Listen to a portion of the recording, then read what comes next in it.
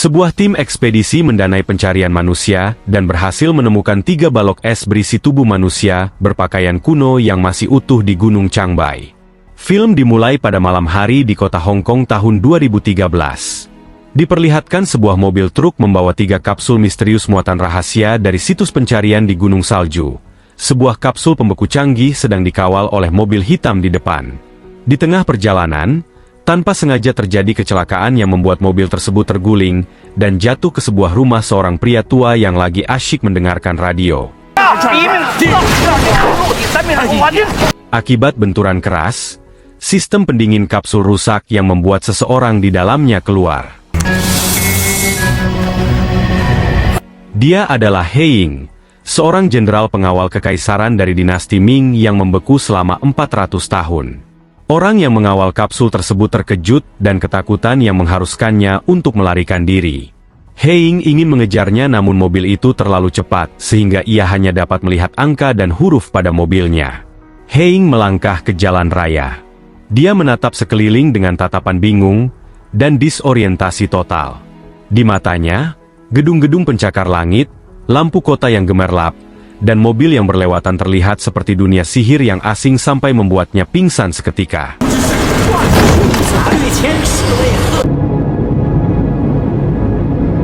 Beberapa saat kemudian, He Ying sadarkan diri dan berdiri di atas gedung melihat dunianya sudah berubah total. Ia memegang sebuah benda yang disebut linga. Flashback ke masa 400 tahun yang lalu saat He Ying masih menjalankan mandat Kaisar Ming menemui seorang biksu India.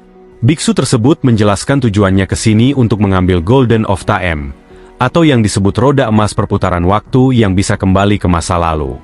Alkisah, asal mula roda emas tersebut 5.000 tahun yang lalu yang berasal dari Borneo, ketika seorang pangeran bernama Raju berjanji kepada Putri Sama untuk pulang setelah perang melawan iblis. Putri yang sudah menunggu lama pangeran tidak kunjung pulang, akhirnya bunuh diri. Setelah pangeran tersebut tiba di istana, ia sudah terlambat. Melihat ketulusan itu, Dewa Siwa memberikan roda emas perputaran waktu untuknya, sehingga ia bisa ke masa lalu untuk mencegah putri bunuh diri. Biksu itu juga menjelaskan roda emas ini sudah 2 kali digunakan selain Pangeran Raju. Artinya tinggal 1 kali lagi roda emas ini bisa digunakan. Setelah nanti digunakan 3 kali, roda emas akan hancur sendiri. Pendeta memberikan sebuah kunci yang disebut linga kepada He Ying untuk bisa mengaktifkan roda emas tersebut. Kembali ke masa kini kota Hong Kong yang sedang merayakan kostum cosplay. Memperlihatkan He Ying masih berpakaian kuno sedang makan mie dengan lahapnya. Tiba-tiba 2 orang duduk di sampingnya. He Ying mengira mereka siluman yang ingin mengurungnya. Alhasil ia menghajar kedua orang tersebut. Melihat aksi He Ying, orang-orang di sekitarnya terkejut yang menarik perhatian seorang wanita bernama Mai. Di lain sisi, 2 orang di dalam kapsul yang bersama He Ying juga sudah keluar. Seorang pria mafia India sedang makan, tiba-tiba Sao muncul yang sedang kelaparan. Pria itu memberikan makanannya kepada Sao dengan ekspresi lahap. Polisi datang untuk menangkap para mafia tersebut. Awalnya Sao menghiraukannya, tapi setelah salah satu polisi membuang makanannya, ia langsung menghajar semua polisi. Saat polisi ingin menembak Sao, kakaknya datang bernama Nihu. Dengan kemampuan mereka berdua yang sangat ahli, para mafia itu menjadikan Sao dan Nihu jadi pemimpin mereka. Kembali ke He Ying, Mei membawanya untuk minum. Melihat orang di sekitarnya, He Ying merasa jijik. Manusia yang tidak punya moral. Mengingat He Ying dari dinasti Ming di mana sopan dan moral adalah khas bangsawan di masa kerajaan. Mei pulang bersama He Ying ke apartemennya. Di sini, terjadi eksplorasi adaptasi budaya yang menarik. Paginya, saat Mei terbangun, ia melihat rumahnya sudah berantakan dan melihat He Ying sudah di atap apartemen. Kemudian pengantar sarapan pagi datang. Saat He Ying melihatnya, ia langsung menghajarnya mengira dia adalah orang mengingat ke masa lalu di mana wajah pria itu sangat mirip dengan saksi palsu atas fitnahan kepada He Ying mengkhianati kaisar. Di scene ini diperlihatkan ternyata He Ying, Sao, Nihu adalah sesama jenderal kekaisaran sekaligus saudara angkat.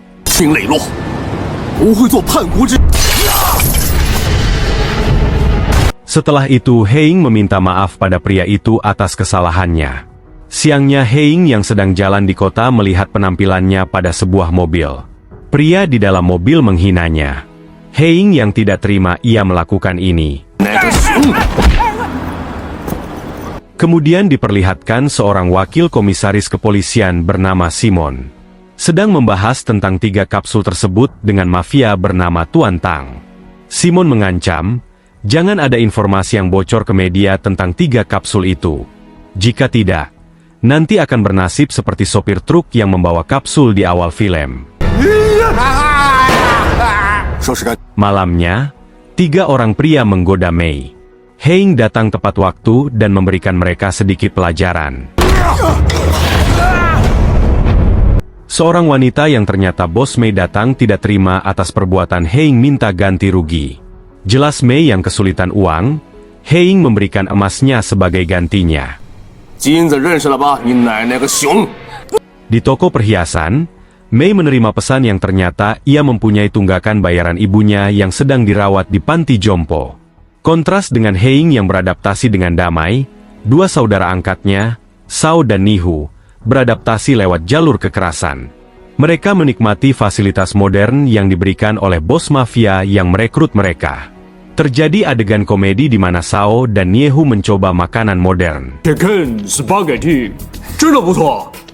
Namun, sifat brutal mereka tidak hilang. Mereka mulai mencari Heing dengan tanda lukisan Sao. Di apartemen Mei, Heing mulai menguasai penggunaan teknologi modern dengan bantuan Mei. Ia menggunakan internet dan mesin pencari untuk melacak garis sejarah keluarganya, dan apa yang tertulis di buku sejarah tentang dirinya. Heing menemukan fakta sejarah yang menyakitkan. Namanya tercatat sebagai pengkhianat negara yang dieksekusi, dan seluruh desa serta keluarganya di masa dinasti Ming telah dibantai habis setelah ia membeku. Heing bertekad untuk menemukan roda emas berputar waktu yang kabarnya ikut dibawa ke masa modern, karena hanya alat itu yang bisa membawanya kembali ke masa lalu untuk membersihkan namanya dan menyelamatkan ibunya. Dengan sejarah yang kelam itu, Heing kembali teringat masa itu bersama Sao dan Nihu sama-sama mencari pengkhianatnya. Paginya Mei membawa Heing ke panti jompo untuk melihat ibunya. Ibunya yang mengalami penyakit semacam lumpuh tidak bisa berbicara. Saat Mei pergi, Heing melakukan sedikit jurus gerakan untuk melancarkan sumbatan darah akibat ketidakseimbangan Ying dan Yang ibunya.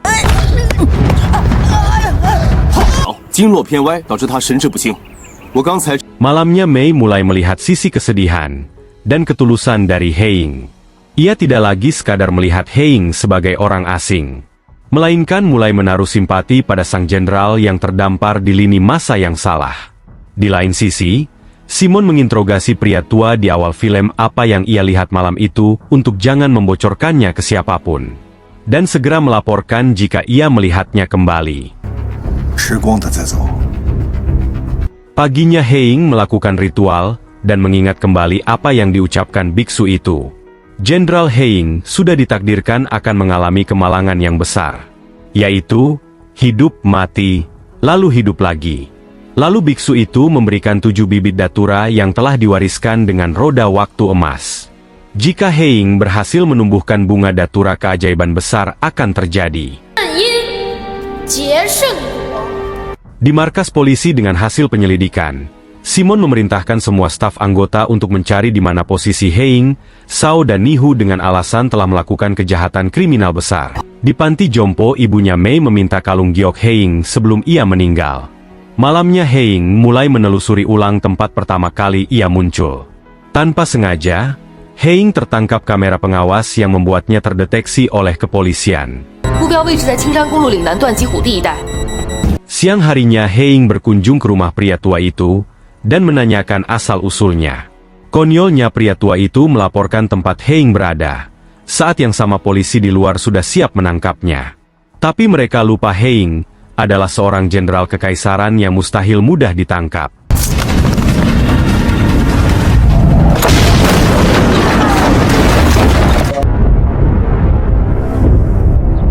Malamnya Heing mulai mencari angka dan huruf dari plat mobil yang ia lihat pertama kali di awal film yang ternyata milik Tuan Tang.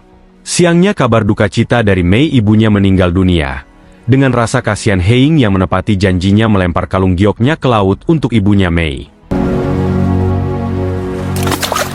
Pagi harinya di gedung Dewan Legislatif sedang mengadakan rapat yang ternyata Tuan Tang, seorang pejabat negara. Tanpa ia sadari, Hein sudah memantau dari atas.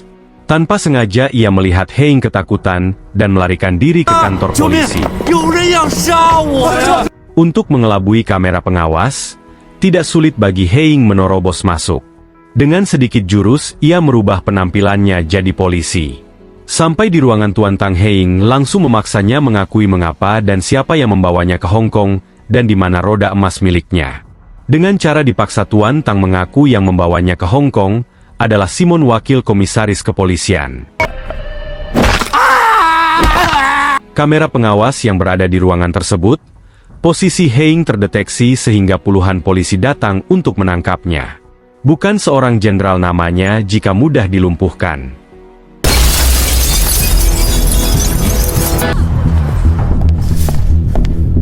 Malam harinya di sebuah klub malam, Sao dan Nihu bertanya kepada orang di klub apakah mereka kenal dengan pria yang ada di gambarnya. Bertepatan Mei ada di sana, mereka mengira perbuatannya tidak ada ancaman. Kemudian telepon Mei berdering yang menandakan itu adalah Hein. Saat Sao ingin memukul Mei, tiba-tiba Hein muncul yang sedari tadi mengintai. Dan pertarungan sengit pun terjadi.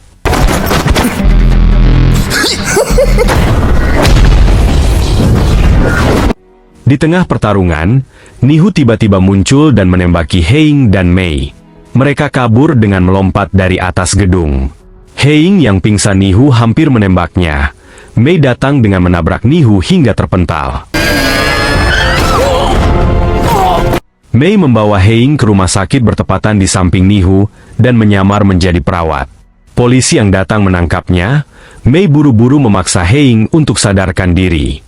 Di alam bawah sadarnya, biksu India itu membisikkan mantra rahasia padanya, yaitu kunci kedua pengaktifan roda emas perputaran waktu. Hein yang sadar linganya sudah dicuri, ia mengejarnya sampai ke jembatan Singma. Nihu yang sudah bangun juga mengejar Hein bersama Sao. Efek dari kejar-kejaran mereka, kecelakaan beruntun pun terjadi. Hein yang berhasil melumpuhkan pria itu, Sao datang dengan berteriak. Perkelahian di antara mereka bertiga terjadi. Sao yang ahli pedang, Nihu ahli kapak besar. Di tengah pertarungan, Simon datang dengan helikopter menembak Hein dengan peluru bius. Hein yang sadar melemparnya ke arah Nihu yang membuatnya jatuh pingsan. Di detik-detik terakhir mobil terguling ke arah Nihu, Hein menyelamatkan. Sehingga membuatnya jatuh ke bawah laut. Aksi Hein yang dilihat Sao terkejut dan melompat ke laut segera menyelamatkannya. Di sebuah penjara tempat Nihu ditahan terlihat seorang pria yang melumpuhkan pasukan penjaga dan memukul pintu besi dengan sangat kuat. Saat masuk ke dalam ternyata itu adalah Simon. Plot twistnya, apakah pengkhianat itu adalah Simon? Scene diperlihatkan ke masa lalu, ternyata mereka berempat adalah anak yatim saudara angkat yang tumbuh besar, sampai menjadi jenderal pengawal kekaisaran. Kakak yang tertua adalah Simon. Mengapa Simon bisa berada di dunia masa depan? Apakah dia yang menggunakan roda emas waktu? Atau yang mengkhianati kaisar serta menfitnah Hein? Pesan singkat yang dapat kita ambil dari film ini adalah kesetiaan pada kebenaran dan kehormatan. Meskipun difitnah, dituduh sebagai pengkhianat, dan diburu oleh saudara angkatnya sendiri, Jenderal Hein tetap memegang teguh prinsip hidupnya sebagai kesatria yang jujur. Ia memilih mempertahankan kebenaran daripada berkompromi dengan kelicikan. Film pun berakhir dengan diperlihatkan Hein yang terapung di atas air. Tiba-tiba matanya terbuka. Film yang sangat menggantung. Saksikan film lanjutannya Iceman tahun 2018 di episode berikutnya.